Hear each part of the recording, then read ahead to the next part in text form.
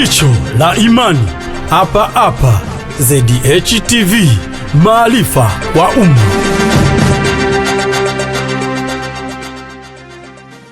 Taban, marhala ya pili katika marhala zile 8 ili mtu afikie kutoa talaka, si kuamka tu na kusema na kutoa talaka tulivyoeleza mara ya mwanzo. Marhala ya pili ni alhijr fil madaji. Mwanamume anayo haki na sheria anapoona kama mwanamke sasa kashafika mahali hawezi kuelewana, kashampa nasaha, kashampa mauidha mazuri, imfika mahali hawezi hamsikilizi, amuelewe, hajifunzi katika yale ambayo kwamba anayomweleza, basi anaruhusiwa kisheria mwanamume wa Kiislamu kumhama mke wake katika kitanda, kwa sababu hili itakosa swala kumhama katika kitanda na jambo ambalo kama ni jambo uslubu nafsi, ni mambo ya kinafsi zaidi. Yatakhidhu azwaju litambihi zawjatihi, ni uslubu ambao kama anauvaa mwanamume kule kumhama mke wake katika kitanda, baada ya kuwa anabishana mara kwa mara, anamweleza na kwamba mawaidha mazuri ambayo kama anaweza kutanabahika yule mwanamke, lakini bado mawaidha hayasikii wala haelewi. Mwanamume wa Kiislamu, jambo la pili kabla ukivile katika talaka, jambo la pili ni kumhama katika kitanda, na jambo hili litamnyima, sababu litamnyima yule mwanamke, litamnyima ile hali ya kufikia mahali ya furaha, kupata hali ya kulala pamoja, amani, itamnyima amani sana.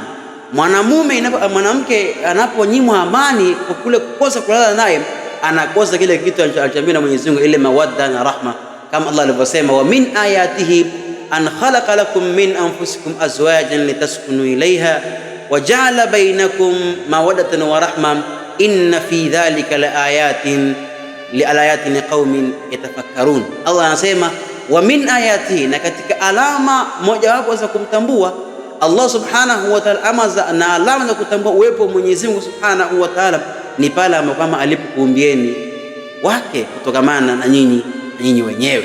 Lakini Allah akasema kwamba waja'ala bainakum, na tukajalia kati yenu nyinyi mawaddatan, mapenzi, wa rahma, na kupata rehema za Mwenyezi Mungu subhanahu wa ta'ala. Kwa hivyo mwanamke wa Kiislamu anapofika mahali akahamwa na mume wake, amenasuhiwa, hakusikia, mume akamhama katika kitanda, akalala peke yake, mwanamke akalala peke yake, hichi kitu kwa mwanamke ambaye kama anayejitambua, mwanamke ambaye kama anayeogopa adhabu za Mwenyezi Mungu subhanahu wa ta'ala, na mwanamke ambaye kama anayejua rahma za Mwenyezi Mungu na mapenzi ya Mwenyezi Mungu ndani ya ndoa yake, swala hili linamnyima raha, linamnyima amani, linamnyima utulivu. Ana jambo la kwamba anakosa vitu vingi kwa Allah subhanahu wa ta'ala, lakini pia anahatarisha ndoa yake, anahatarisha amani yake. Kwa mwanamke ambaye kama sasa anayejitambua na kuweza kuona kwamba swali ni zito, anajirudi, anajirekebisha madhaifu yake. Lakini kwa wanawake sasa, mwanamke ambaye kama hatotambua thamani ya Mwenyezi Mungu, hatoelewa thamani ya ndoa yake, hatoelewa thamani ya upendo wa mume wake, akasahau rehema za Mwenyezi Mungu, akasahau mapenzi ya Mwenyezi Mungu, mawaddatan wa rahma ambayo Allah ametaja katika ndoa, akayawacha, akayadharau haya yote, ni yule mwanamke ambaye kama mwenyewe atashangilia, ataona ndo furaha kwake, ndo raha kwake, achana na yule mwanamume, sababu anamjua kwamba baada ya hapo kesho atapata kukutana na mwanaume mwingine, atafanya zinaa, uchafu, wal iyadhu billah. Akirudi nyumbani atafanya magomvi, atafanya shari, kwa sababu anajua kwamba kuna mahali ambapo kama anapata utulivu kule nje. Kumbuka unapata hilo tendo, lakini tendo hilo unapata dhambi, kasirikiwa na Mwenyezi Mungu Subhanahu wa Ta'ala, lakini pia unanyimwa rehema za Mwenyezi Mungu Subhanahu wa Ta'ala, lakini pia unapata kuhatarisha ndoa yako. Kumbuka yule ambaye kama yuko nje kule anayekudanganya, anapata kukutumia kwa shari, kwa dhambi, lakini unapata machafu zaidi na maradhi, wal iyadhu billah. Lakini ndani ya ndoa yako unapata neema, unapata rahma, unapata mawadda, lakini pia unapata thawabu kwa Mwenyezi Mungu Subhanahu wa Ta'ala. Cha ajabu ni kwamba tendo ni lile, mfumo ni ule, staili ni zile, hata kama utakuwa na staili nyingine mpya ambazo kama hazijawahi kutumika duniani, lakini cha ajabu ukiwa katika ndoa unapata thawabu zaidi. Umetoka katika staili hii, wala katika staili nyingine, wala staili tena nyingine, unapata thawabu zaidi.